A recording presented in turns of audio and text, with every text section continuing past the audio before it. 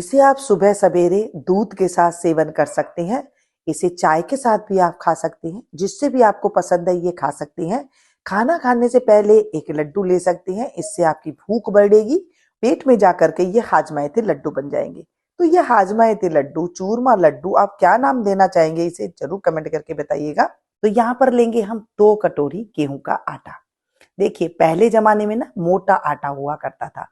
अभी भी अगर आप चक्की पे पिसवाते हैं तो मोटा आटा पिसवा लीजिएगा। और उसके बाद आधी कटोरी जो है बेसन डालेंगे इसके अंदर, और चौथाई कटोरी यहाँ पर 2 चम्मच के करीब सूजी डालेंगे।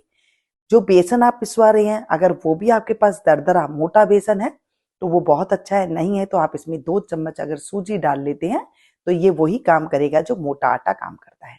अब यहाँ पर आधी कटोरी के करीब हम घी लेंगे, जिसमें से हम कुछ बचा लेंगे, यानी कि इसमें चौथाई के कप यहाँ पर घी लग जाएगा। घी इतना लेना है कि हम मस लें तो ये एकदम मुट्ठी बन जाए। देखिए जब हम अंदर घी डाल देते हैं ना, जो हमारे लड्डू हैं एकदम सुपर सॉफ्ट बनते हैं, मुंह भी खुल जाने वाले बनते हैं। इतने अच्छे, इतने परफेक्ट आपके लड्डू बनेंगे कि हलवाई भी आपके लड्डू के आगे फेल है।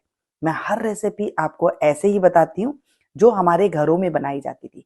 देखिए जो भी खाना बनाए ना आप घर में ही बनाया करें, बहुत साफ सुथरा बनता है, हेल्दी बनता है। आपको पता है कि आटा कितना पुराना है, बेसन कितना पुराना है, और घी आप कौन सा डाल रहे हैं। इस तरह से आपको मिला करके मुट्ठी तैयार कर लेनी है, और उसके बाद आपने इसमें डालना है गुनगुना पानी। ज्यादा गर्म पानी भी नहीं, ज्यादा ठंडा पानी भी नहीं। सर्दी के मौसम में ना ज्यादा ठंडा पानी, एकदम चिल्ड पानी से गूंथने से फिर आटे में लोच नहीं आता है, आटा अच्छा नहीं बैठता है। गुनगुना पानी से इसे अच्छे से गूंद लेंगे, जैसे हम रोटी बनाते हैं ना उससे हल्का सा टाइट आटा गूंदेंगे, ज्यादा नहीं गूंदेंगे, बस हल्का सा टाइट गूंदेंगे। जब ये आटा अच्छे से गूंद जाए तो इसे 10 मिनट के लिए हम रेस्ट करने के लिए भी रख सकते हैं। अगर आप अच्छे से इसमें लोच लगा देंगे तो फिर आप 10 मिनट रखने की भी आपको जरूरत नहीं पड़ेगी। ये देखें बिल्कुल रोटी जैसा आटा लग गया है। और अब इसे फिर से मैं आपको गूंथ करके दिखाऊं तो एकदम सॉफ्ट आटा, देखिए जो लगाया था ना हल्का सा ये थिक हो गया है। क्यों? क्योंकि हमने इसमें सूजी डाली थी, सूजी पानी पीती है। बस हम इस तरह से, जैसे हम मुट्ठी बनाते हैं ना, इस तरह से हमें बनाना है। ऐसे मुट्ठी दबाएंगे तो ये बन जाती है हमारी इस तरह से मुठड़ी तैयार। ये मुठड़ी बन रही है, इसे मुठड़ी बोला जाता है। और देखिए इस तरह से हमने सारे आटे का बना करके तैयार कर दिया है, और अब हम इसे फ्राई करेंगे। तो यहाँ पर मैंने 2 चम्मच के करीब लोहे की कढ़ाई में घी ले लिया है, और घी में ही इसे आपको तलना है। अगर आप तेल में बनाना चाहते हैं तो भी बना सकते हैं। तो आपको कैसे इसका घी का टेस्ट लेना है वो मैं आपको बाद में बता दूंगी। आप इसे यहाँ पर आप तेल में भी तल सकते हैं। बहुत कम घी में, 2 चम्मच घी में मैं इसे तल रही हूँ। देखिए ये ज्यादा घी बिल्कुल भी नहीं लेंगे, जितना आपने डाला है ना उतना ही घी इसमें थोड़ा सा कम होगा, और ये तल करके हमारे तैयार हो जाएंगे। एकदम धीमी आंच पर आपको इसे तलना है। जब इसका कलर चेंज होने लगे तब आप उसको पलट दें। ये जो हम बना रहे हैं लड्डू, ये आप चूरमा का लड्डू भी कह सकते हैं। इसे हम चूरमा ऐसे ही बनाते हैं ना, तो चूरमा का भी कह सकती हैं। ये जो दानेदार लड्डू बनने वाला है आपका, ये अगर आप 1000-1200 रुपया कभी बाजार से खरीद के लाते हैं ना लड्डू, उसके आगे भी ये वो फेल रहेंगे इसके आगे। इतने ये स्वादिष्ट लड्डू बनने वाले हैं। लेकिन रेसिपी आप जो भी देखते हैं ना, एकदम आराम से एक एक चीज ध्यान से मैं आप लोगों को बताती हूँ, तो वो चीजें आप बिल्कुल ध्यान से देखा करें। जैसे ही कलर चेंज हुआ हमने इसे पलट दिया। आंच को बिल्कुल भी आपको तेज नहीं करना है, नहीं तो अंदर से ये कच्ची रह जाएगी, फिर स्वाद अच्छा नहीं आएगा, कच्चा कच्चा स्वाद आएगा। बस ये 5 से 7 मिनट इसमें लगेंगे। अगर पतली होगी तो, और थोड़ी मोटी होगी तो 10 से 12 मिनट लगेंगे, इससे ज्यादा आपको नहीं लगेगा। ये देखिए अच्छे से ऐसे बादामी कलर आ जाए तब तक आपको इसको भून लेना है। मैंने ये कढ़ाई में थोड़ी डीप कढ़ाई ली थी ताकि घी कम लगे, और इसके अंदर पतली वाली कढ़ाई है तो आपको थोड़ी सी धीमी छोटे चूल्हे पे आपको रखना है, और मोटे तले की कढ़ाई है तो आप बड़े चूल्हे पे भी रख सकते हैं। आंच को धीमा ही रखना है। बस इस तरह से हमने सारी बना करके तैयार कर दी। अब जो और रखी थी उन्हें भी हम इसी तरीके से ही डाल करके इसे सेक लेंगे। देखें जितना घी था उतना ही घी है। जब आप सेकेंगे ना आपको पता चलेगा कि इसने घी बिल्कुल भी नहीं पिया है। जब तेज गैस पर हम घी में कोई भी चीज तलते हैं तो घी ज्यादा लगता है, धुआं बन के वो उड़ जाता है। और हमने इसके अंदर घी अच्छे से डाला है तो ये घी ऑब्जॉर्ब नहीं होगा, और मोटा दाना हमने इसका बना दिया है तो घी बिल्कुल भी जो है इसके अंदर नहीं जाएगा। ये भी सिक करके तैयार हो गए हैं। चलिए इन्हें भी हम निकाल लेते हैं एक प्लेट में और थोड़ा ठंडा होने के लिए इसे हम रख देंगे। जब थोड़ी ये ठंडे हो जाएंगे ना तब हम इसको पीसेंगे। आप इसे इस तरह से तोड़ तोड़ के इसके रख दीजिए ताकि ये जल्दी से ठंडे हो जाए। अभी हल्के से गर्म है ये, जो पहले हमने तले थे ना वो ये हैं, ताकि वो हल्के से गर्म जो है वो थोड़े से ठंडे हो जाए।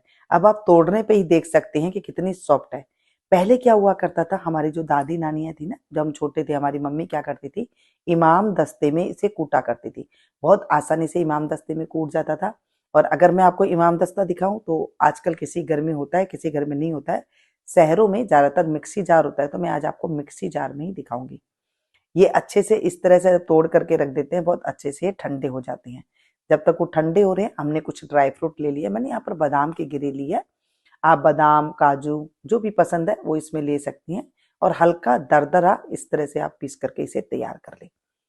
जब ये बादाम वगैरह डाल देते हैं ना बहुत अच्छा टेस्ट आता है। ऐसा इतना अच्छा टेस्ट आता है कि जैसे हम बाहर से कोई 2,000 रुपया किलो के लड्डू लेकर के आए, इतना अच्छा टेस्ट आ जाता है। इससे कम ज्यादा आप अपने मर्जी के अनुसार इसमें कर सकते हैं। चलिए जी, बादाम हमारे पिस करके तैयार हो गए हैं। यहाँ पर हमारे जो चूरमा हमने बनाया था ना वो इसके अंदर ठंडा हो गया है। मिक्सी के जार में डालेंगे, सिर्फ इसे ऑन ऑफ करेंगे, 2-4 बार में ये पिस करके तैयार हो जाएगा। ज्यादा आपको घुमा करके पीसना नहीं है, नहीं तो ये एकदम आटा जैसा बन जाएगा। और ठंडा करके पीसना है। फिर से मैं कह रही हूँ, अगर गरम गरम पीसेंगे तभी भी ये आटा का रूप ले लेगा। ये देखिए बढ़िया ऐसे लग रहा है ना, जैसे हमने इसे इमाम दस्ता में कूटा है। यहाँ पर किन किनों ने इमाम दस्ता से कूटते हुए देखा है या कूट करके बनाया है तो ये जरूर कमेंट करके बताइएगा। ये देखिए, अगर आप भी आज भी आपके पास इमाम दस्ता है तो उसमें भी आप इस तरह से कूट करके बना सकती हैं। और मिक्सी में पीस रहे हैं तो हल्का दरदरा ऐसे ही आपको रखिएगा, ताकि छोटे छोटे से ये जो आएंगे ना दाने मुंह में वो बहुत अच्छे लगेंगे लड्डू के अंदर। तो इस तरह से आपको थोड़ा रखना है, एकदम पीसना नहीं है। चूरमा हमारा बनकर के एकदम तैयार हो गया है। अब इसको मीठा किस चीज से करना है। यहाँ पर जो घी बचा था ना, 1 चम्मच से 1.5 चम्मच करीब घी है, बस इसी के अंदर ही हम गुड़ डाल देंगे। 2 कटोरी आटा लिया था, 2 कटोरी हम गुड़ डालेंगे और इसमें 2 चम्मच के करीब घी डालेंगे। बस इतना ही डालेंगे। कप के अनुसार कितना लें, आप 1 कप भी डाल सकते हैं, आधा कप भी डाल सकते हैं, चौथाई कप भी डाल सकते हैं। जितना आपको घी पसंद है उतना आप डाल सकती हैं। बिल्कुल पसंद नहीं है तो जो घी बचा था ना बस उसी में ही गुड़ को पिघला करके आपको बना लेना है। ठीक है, बच्चों के लिए बना रहे हैं तो जरूर घी डालिएगा। अब इसी कढ़ाई में ही देखिए मैंने गुड़ डाल करके इसे लगातार चलाते हुए मैं इसे पकाऊंगी, नहीं तो ये नीचे जल जाएगा साइड में। अच्छा, अगर आपने इसे ज्यादा देर पका दिया तो ये चाशनी बन जाएगी, फिर आपके लड्डू एकदम कड़क बन जाएंगे। अगर आपको सॉफ्ट बनाना है ना तो इसे ही आपको लगातार घुमाते हुए जब तक इसमें से गुठलियां खत्म हो जाए बस तब तक ही आपको इसे पकाना है। आंच को धीमा रखना है, जमे कतई इसको आंच को तेज नहीं कीजिएगा, नहीं तो जो है गुड़ पिघलेगा नहीं और गुड़ का जला हुआ टेस्ट आपके लड्डुओं में आ जाएगा। ये देखें इस तरह से ये पिघलने लगा है। अगर हम उठा करके देखें तो हमें गुठलियां हल्की हल्की नजर और आ रही है। बस 1 मिनट के लिए इसे और पका देंगे। 2 से 3 मिनट में ये गुड़ पिघल करके आपका तैयार हो जाएगा। और ये देखिए बिल्कुल ऐसे जैसे एक वो होता है ना, उठा करके देखे तो एकदम सॉफ्ट सॉफ्ट दिखाई दे तो समझ लीजिएगा ये हमारा बनके तैयार हो गया। अभी हल्के से इसमें गुठलियां है। चलिए जी, गैस की फ्लेम को मैंने बंद कर दिया है और इसी गर्माहट में मैं 1-2 बार और चलाऊंगी, बन करके तैयार हो जाएगा। और सीधे हम ले जा करके चूरमे के ऊपर डालेंगे।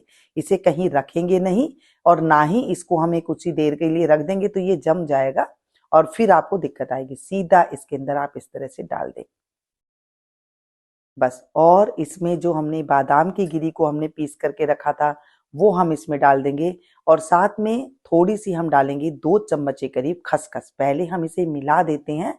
ये गर्मा गर्म ही आपको काम करना है। थोड़ी देर भी अगर इसे आप छोड़ देंगे, पहले सारी तैयारी करके रखें तो ये एकदम टाइट हो जाएगा और आपको फिर बांधने में, लड्डू बांधने में आपको दिक्कत आएगी।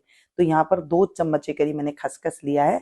इससे बहुत अच्छी स्वाद के साथ साथ आपके शरीर में एक ताकत आती है। अगर इस तरह के लड्डू बनाते हैं टेस्ट तो आपको बहुत अच्छा लगेगा। जैसे मैंने कहा कि हलवाई को भी फेल करने वाला आज मैं ऐसे लड्डू आपको बताऊंगी, आपने जिसको भी इसे खिला दिया ना वो बार बार आपकी तारीफ करेगा और पूछेगा कि आपने ये लड्डू कैसे बनाए। जरूर बना करके देखिएगा और मुझे कमेंट करके बताइएगा कि आपके लड्डू ये कैसे बने थे। ये हमारी दादी नानियों की रेसिपी आप लोग कहाँ कहाँ से देख रही हैं, ये जरूर कमेंट करके बताइएगा ताकि मुझे पता लग सके कि मेरी फैमिली मुझे कहाँ कहाँ से देख रही है। देखिए गरम गरम है ना, तो मेरे हाथ में लग रहा है, तो मैं हल्का सा बस इस तरह से करके मिला दूंगी और इसके लड्डू बांधना शुरू करूंगी। आपको जैसे लड्डू पसंद है आपको इस हिसाब से ही बना लेना है। आपको मुठड़ी टाइप में पसंद है तो आप मुठड़ी टाइप में बना करके रख लीजिए, गोल पसंद है तो आप गोल बना करके रख लीजिए, इसके ऊपर बादाम लगाना पसंद है तो बादाम लगा दीजिए। इतने शानदार लड्डू है, इसको कुछ नहीं भी करेंगे, जिस भी आकार में आप बना देंगे वो बढ़िया ही लगेंगे। घर वालों से आप घर वालों को जब ये बना करके आप खिलाएंगे ना, तो वो बार बार आपसे डिमांड करेंगे, इतने सॉफ्ट, मुलायम और मजेदार लड्डू आज तक हमने नहीं खाए, ये कैसे बनाए। गोंद के लड्डू तो हम हर कोई बनाते हैं। जब सर्दी में कभी कभी आप ये लड्डू बना करके दे देंगे ना, ये लड्डू हेल्दी होने के साथ साथ स्वादिष्ट भी बहुत रहेंगे और जो है ताकतवर भी रहेंगे, क्योंकि चूरमा हमने एकदम भुरभुरा सा बनाया है इसे, तो ये पेट में जाके चिपकेगा नहीं। सूजी के साथ साथ ना एकदम भुरभुरा हो गया। तोड़ करके दिखाऊं तो ये देखिए, है ना, एकदम सॉफ्ट, बिल्कुल मुलायम है, सॉफ्ट है। किसी बुजुर्ग को भी खिलाएंगे ना तो वो एकदम मुंह में घुल जाने वाले और बहुत ही आपकी तारीफ करेंगे और आप अपनी पीठ थपथपाते हुए नहीं रहेंगे कि मैंने इतने शानदार लड्डू बनाए हैं। मिलते हैं फिर से एक नई वीडियो में नई रेसिपी के साथ। तब तक आप लोग देखते रहिएगा मीनू गुप्ता किचन। और हाँ, मुझे आप लोग के लिए और किस चीज के ऊपर वीडियो बनानी है ये भी जरूर कमेंट करके बताइएगा।